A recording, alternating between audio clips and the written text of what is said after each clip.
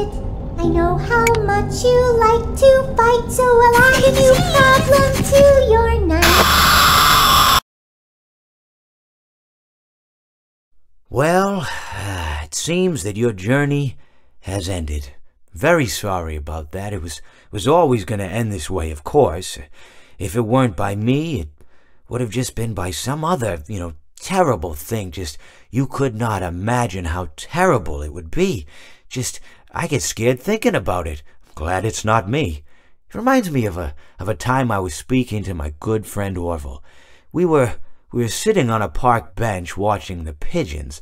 I was on the left, he was on the... Oh, wait, was I on the right or left? Anyways, it doesn't matter. We were sitting on there watching the pigeons.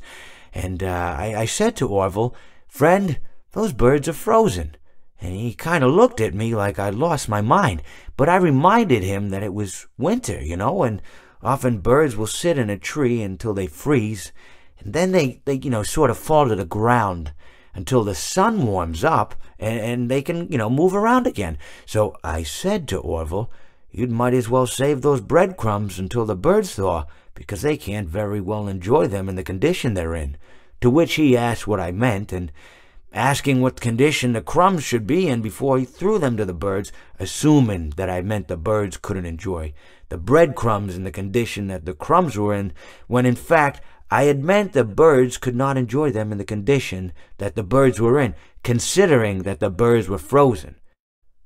So he took a moment and then threw his last handful onto the ground. I said to him, "Orville, why did you throw the breadcrumbs to the birds when I just told you they're frozen?" To which he responded, "The breadcrumbs are not frozen." Again, misunderstanding my words. I didn't mean to say that the breadcrumbs were frozen when I said I told you they're frozen. I'd been referring to the birds. In hindsight, what I should have said was, and this would make perfect sense, "Why did you throw the breadcrumbs to the birds when the birds are frozen?" He misunderstood upon my correction, stating that he didn't know what else to do with the breadcrumbs, and that perhaps, when the birds thawed, they'd still be able to eat the crumbs. So I said to Orville, and this is what I said to him, I said, "Orville, the birds may be dead,